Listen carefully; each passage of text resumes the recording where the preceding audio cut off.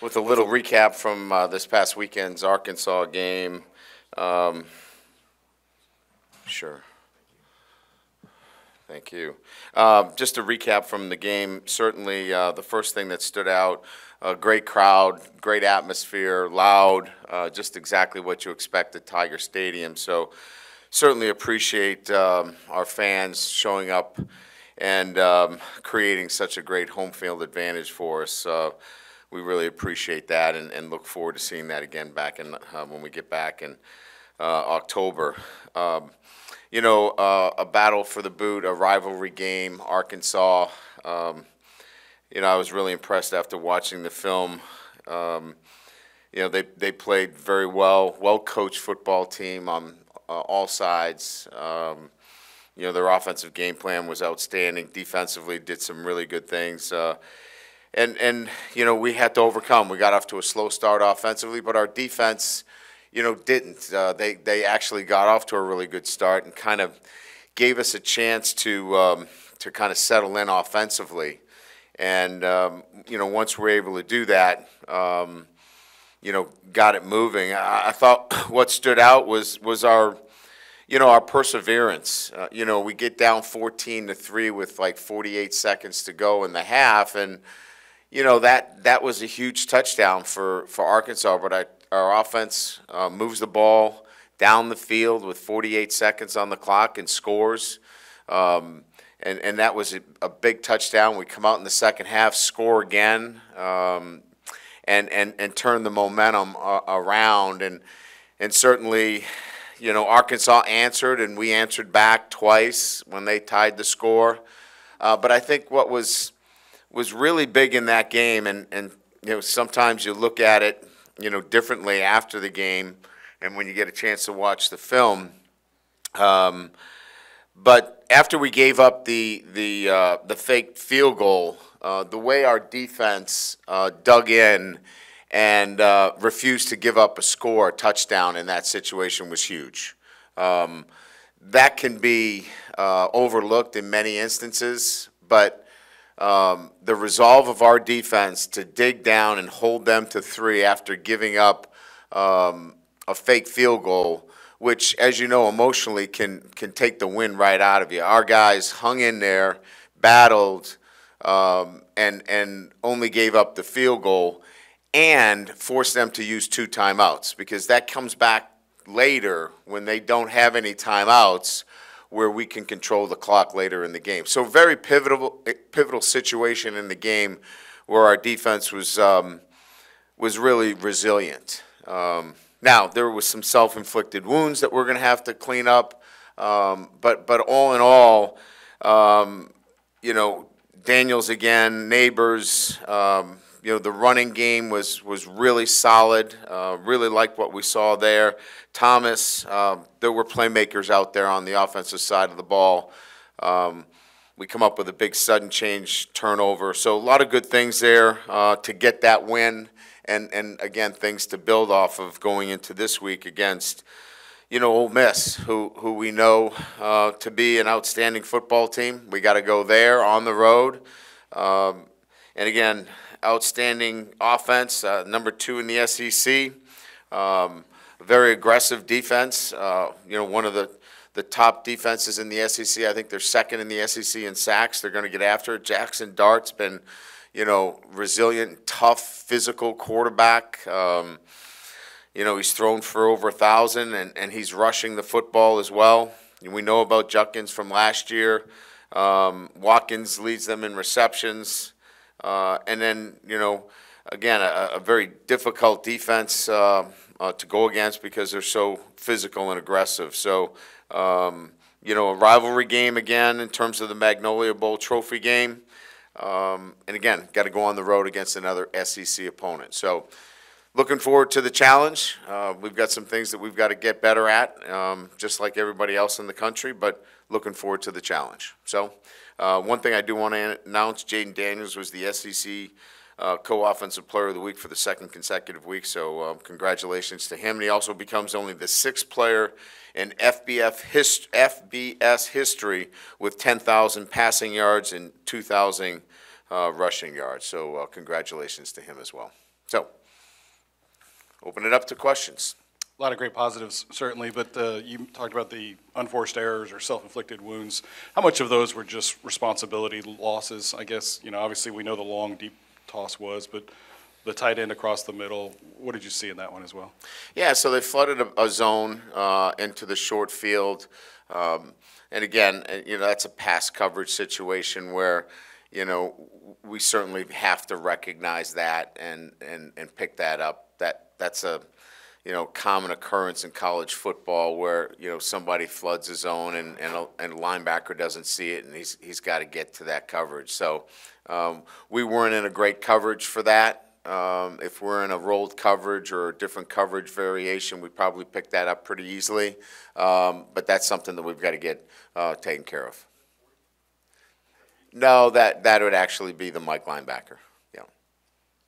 Coach, right here, you talked a little bit about this in the preseason, but just can you talk about more about Brian Thomas's, just the way he's evolved? Obviously a big game for him, but he's been kind of quietly putting together solid performances. What does that do for your offense, and what kind of challenge is that for now an opposing defense? Neighbors on one side, Thomas on the other. Well, as you know, Neighbors is getting a lot of attention. If they're playing man coverage, that safety is definitely tilted towards Neighbors, as you can imagine. And in some instances, he's getting bracket coverage, which means, they're playing a zone to one side with him and then man on the other side. And so you've got to be able to find other matchups. It's almost a sense where they're trying to take him out of the game. You've got to find the other one-on-one matchups. And so, BT gets some one-on-one matchups that are favorable, and Jaden's seeing that, and we're taking advantage of it. And Brian's, obviously very capable to win in those one-on-one matchups. Hey, Brian, on your left. Yeah. A few weeks ago, you had mentioned that you have more than 11 on defense. It's pretty clear y'all are using a lot more players now. Yep. Have you exhausted all of your personnel options defensively to where the guys you have right now are the guys you feel like you can roll with? Yeah, I think so. I don't think there's anybody else that we would bring into the game. We'd like to get, obviously everybody healthy. Getting all of the guys out there physically. Spates obviously is one guy that we'd like to get back out on the field. I think there's some other tweaks that we can do defensively to see that we get guys in the right position and let them influence the game accordingly.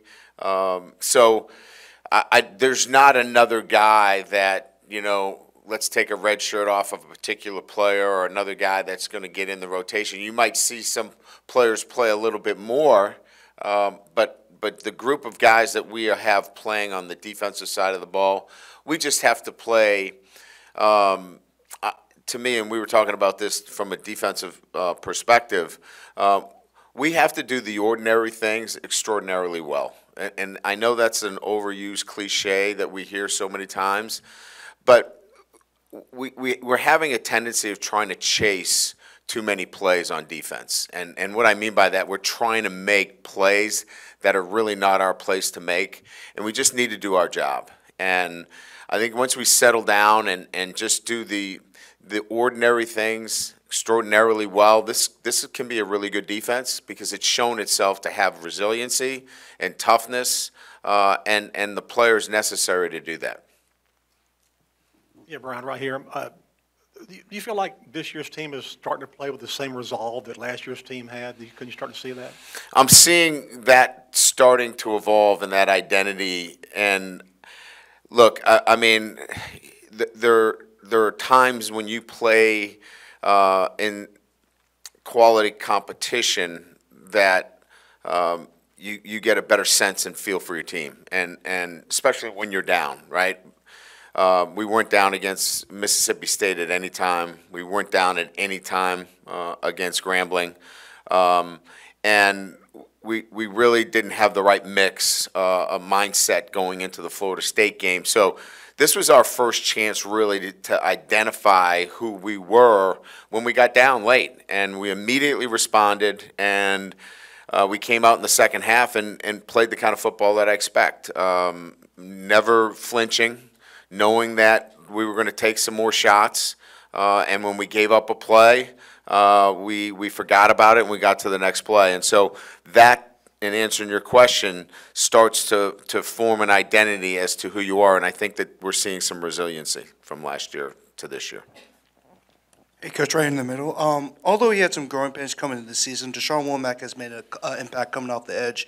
How has he grown as a player, and how will his role expand moving forward? You know, he's young. He's learning.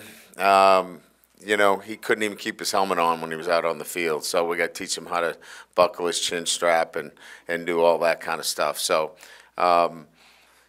look, I mean, it's a process. I know everybody wants to make a superstar of all these guys in the first time. He's going to be a really good player.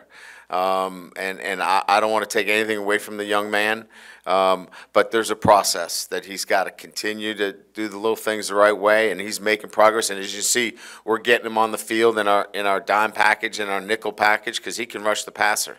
And I'm pretty confident you're going to see more of him, but let's just tap the brakes here a little bit. He's not ready for, you know, a starting position, but he's going to definitely help our defense. Brian, down here. And Yes. Hey. You said just tweaks on defense to get the guys in the right position. What sort of things is that? Is like a really big overhaul, or just sort of what could that look No, like? this is not. Again, I gave you some, I think, clear examples of when a defense is tested, especially after the fake field goal, you get a chance to see what you're made of. I mean, that's an easy opportunity to lay down. That group did not lay down. They were challenged in that situation to come up with some plays. Their eye control was excellent. Their assignments were excellent. We just need to do that on a more consistent basis, and we tend to lose our focus, and we just have to drive that home with this group that when they are doing the little things the right way, they're a pretty good defense. When they try to do like your job and somebody else's job and not their own job, we're not so good. And that's just the maturation of the group. We've got young corners that don't have a lot of experience, and our safeties have to be consistent. They're trying to make up for some inexperience and trying to do a little bit too much, and they just got to do their jobs. And when that group really comes together with our front seven, I think we're going to be a really good defense. Coach, some more on the secondary. Is it sometimes a case of the pass rush isn't getting there quite in time and they've got more to do? And then on one of those plays, I don't know if it's the corner thought he had help over the top and guy ran past him, or what is it? No, he that would be great. His mom and dad would like you to think that. And everybody that buys his jersey, he knew that obviously he made an error. And look, he's not the only one that's made errors. You know, I mean, this is not about one singular play. This is about staying focused all the time, doing your job. And he lost sight and in terms of what he should have been doing on that particular play. What's really important here is, more than anything else, our players can't be trying to make plays. He saw the quarterback as a run threat. That's not his job. His job was to be the deep half defender. Go do your job. There's somebody else assigned to him, and we just have to be consistent with that. And you know, nobody has patience with that, but we do have some young players out there that sometimes we have to understand that the learning curve, there's a little bit of it going on right now. Hey, Coach, I know he's been banged up a little bit, but he played this last week. Just what do you think is the key to unlocking Mason Taylor a little bit this season? Yeah, I mean, I thought he was outstanding.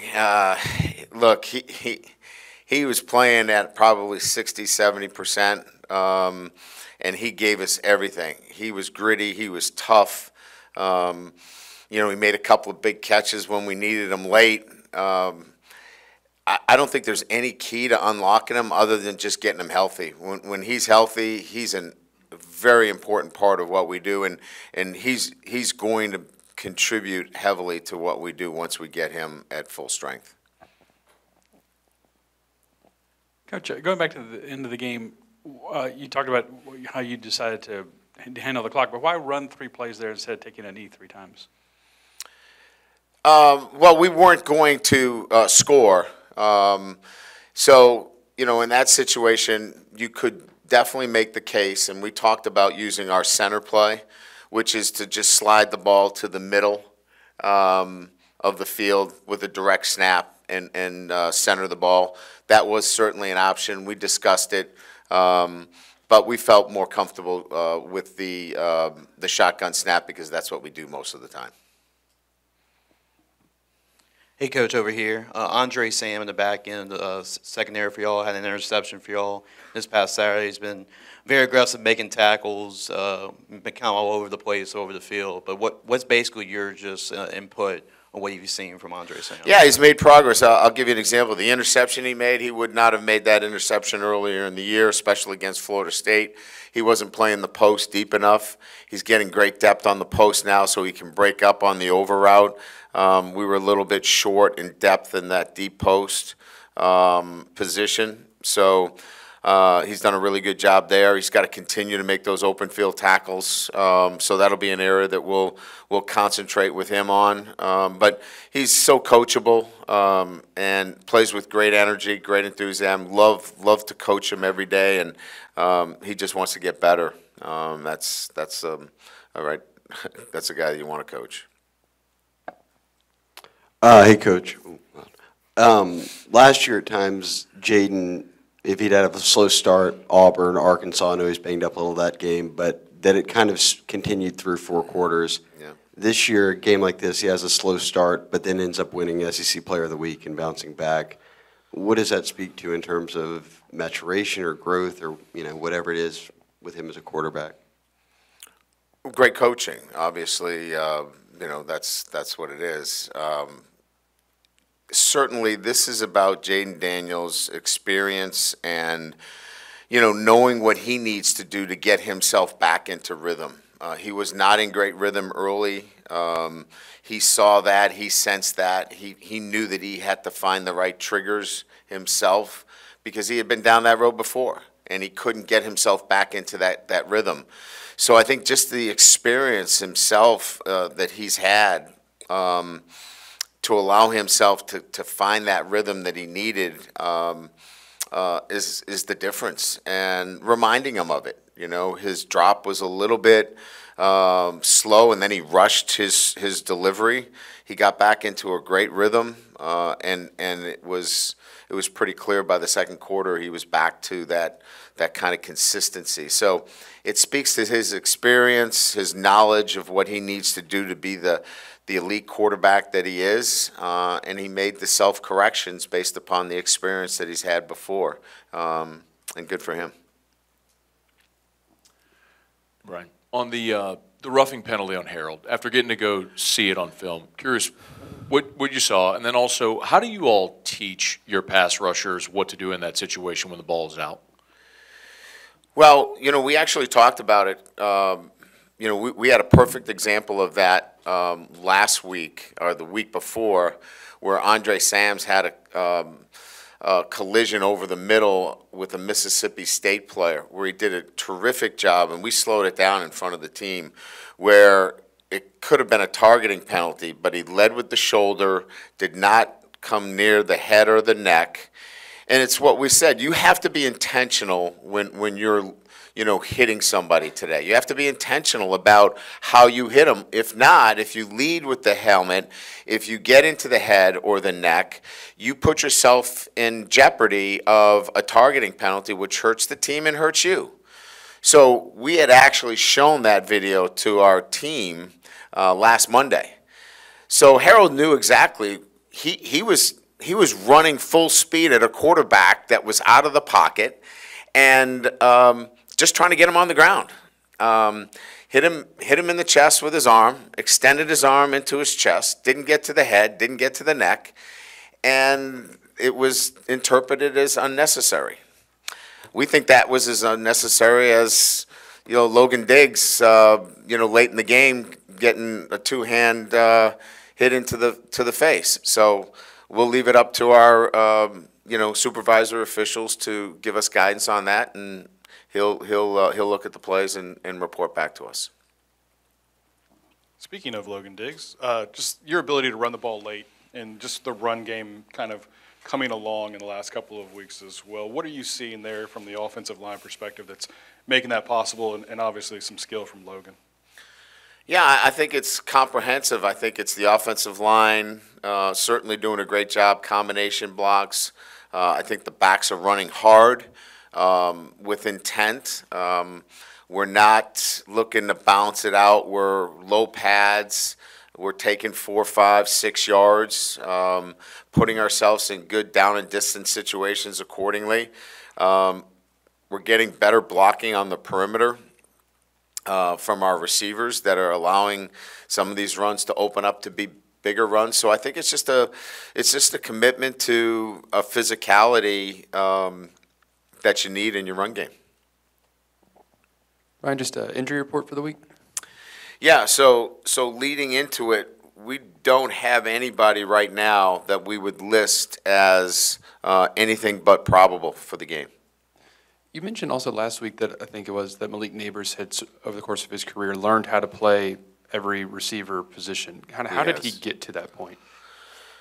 Well, we started a little bit of it last year, moving him around a little bit with Kayshawn, because we wanted to make sure that we got enough touches for everybody. And then this spring is when we started to accelerate that process, and then we carried that over into preseason camp. He knew the W position really well. Kayshawn played primarily out of the Z position. So once we knew that we had somebody that knew the W, we spent a lot of time this spring with him at X and Z. And that allowed the learning curve to be much easier when we installed in preseason camp, and that's why you've seen him all over the field. He made some really good catches to the field, as you can imagine, that were clutch for us, that he normally wouldn't have those opportunities because he had been, every time we had him in the boundary, it was difficult coverage because they had a safety over the top. Those were a couple of catches that he made. The one that was really tight coverage, a great catch. He has a safety that's over the top, and it's a tough living if you don't move him around. Hey, Coach, right here. With the success of the running game over that fourth quarter, do you think part of that had to do with the fact that you guys were just spreading out their defense so much with that deep passing attack, or do you think those two things complement each other? Well, yes and no. I mean, the numbers were still favorable for them, and I think they were in a situation where, you know, they still were bringing down an extra hat. They felt like they had to play man coverage in that situation, and probably wanted us to throw the football because they knew what our intent was, and that was to take that clock down. So we were still running it with uneven numbers in there, but like I said, that was much more about a will and a desire to just get the extra yards, and I think our backs did a great job. Coach, on Arkansas' second possession, Major Burns makes a tackle where the guy's literally inches away from scoring, and it saves you 4 points. He's done that before the Alabama game last year. What can you say about his hustle and some of those plays early in games that really add up to winning later? Yeah, and again, I think that's kind of some of the things that we were talking about is that we're not perfect. We've got a long way to go. This group really cares, and they play hard. We just need to get our guys to do the ordinary things extraordinarily well. And if they do, and we stay away from some of these self-inflicted wounds, I like what we have going. And so our meeting's going to be one where we're going to show them some of the things that they have done. And when 11 guys are doing their job, it's when we get outside and try to do some other things because we're getting those kinds of effort plays from our guys. Just any update on Greg that you might have, but also kind of a guy that you're speaking to is the work that Jefferson's doing inside. Yes. So what did you see in him to get him here, and how is that kind of paying off now that he's getting more time? Greg is Making progress, and all I can tell you is this is such a long and lengthy process. And as of Saturday, which was the last report, I'm going to be there today. I'll go to there today. We've tried to. So many people want to get there, and I'm sure so many here too. But he needs rest. He needs to recover. And when you have a lot of people going there, and it just takes a lot of his energy away from him. So he's starting to make the kind of recovery that his doctors want. And, we're just, obviously every single day we're getting to the point where he's making that recovery necessary for him to be up and around. So we're making progress. The second part of the question was Jefferson. He's twitchy. He's extremely strong, and we're going to look at him, playing a little bit more on the nose in our 3 down because he can do a lot of things for us. So playing some nose, that kind of physicality and what he can do for us in our 3 down front. I think he'll make a difference for us. Hey, Coach, 4 games into the season, do you guys feel like you've kind of found your rotation at running back, and what's been the evaluation of that room overall now that you kind of have everybody? Yeah, I think it kind of showed itself kind of the way I've been talking about it, is that we're going to go with the guy that's running well, and Diggs was physical. But you saw Emery in there. He ran hard. Williams rips off a big run for us. The Diggs obviously had the lion's share because he was running physical. He was running through guys, and I think there's going to be a rotation all year. I don't know that it's always going to be one guy that gets the highlights, but it was Diggs this weekend. But I think it's still going to be a number of guys getting carries at that position. We've got the kind of depth necessary to continue to do that. Good. Thank you.